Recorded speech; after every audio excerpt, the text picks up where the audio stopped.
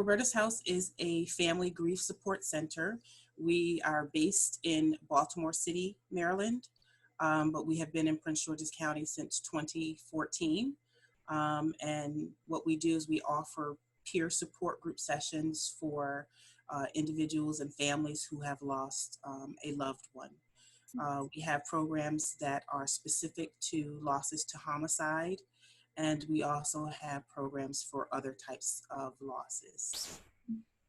And can you talk to me about, the programs that you do provide? Sure. We offer our Rays of Hope program, which is for families. We actually, for children ages 5 to 17, as well as their adult caregivers. And what we do is we offer peer support group programs. We have programs in which the families, well, before this pandemic, we would have families come into our center. We provide them a light meal for dinner. It also gives them time to sit down together as a family to talk and, talk about the day, talk about what's going on. They're also able to interact with other families at that time. And once we have our meals, we break up into age-appropriate groups. So we have our smaller children, ages 5 to 8, children 9 to 12, children 13 to 17, and then the adults. They all have their own individual breakout sessions. And we do a lot of hands-on activities with the children as well as the adults to address certain topics surrounding grief.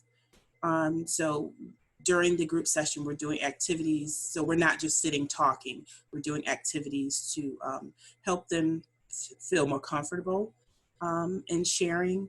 And it just kind of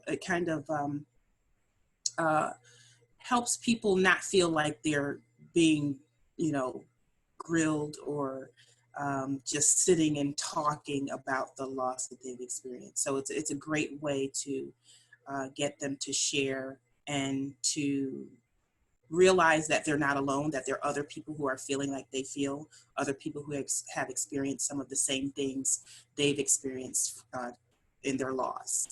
And we also have our Homicide Transformation Project, which is for adults who have lost someone to homicide. That group is, as I said, is strictly for adults 18 and older who have lost someone tragically to homicide. Those groups also come into the center, and those groups are a little more, I should say a little less activity, but more talking and processing the loss, and then looking at coping skills to get through that grief. So tell me, about how you're providing the programs virtually for people during this time period right now. Sure. We are using the Zoom platform, so we are able to still provide the group services that we have been for our families. For the families, what we do is we're able to come together initially, and then we're able to use the breakout room feature on Zoom, which has been wonderful.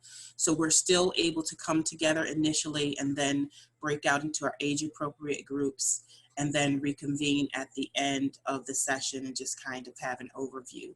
So it's been very helpful, very great tool to be able to still provide that service for our families, especially during this pandemic, because they're already grieving, and being isolated sometimes leads to other issues like depression or anxiety. And so we're able to still meet with them and still address some of those areas and help them to continue coping through their loss.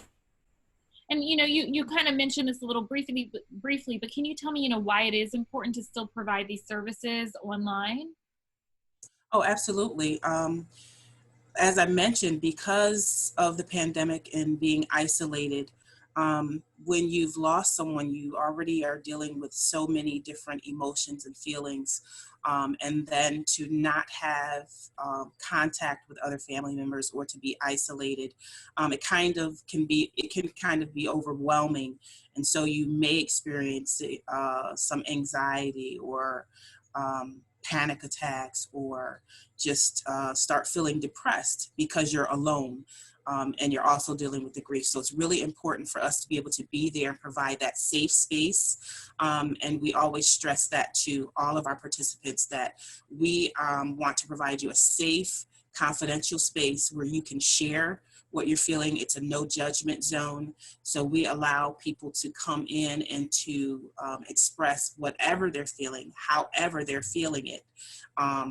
And just be able to allow them to get those emotions out, to be able to confront those emotions, and then find positive, I have to stress that, positive ways of dealing with those emotions that they're experiencing.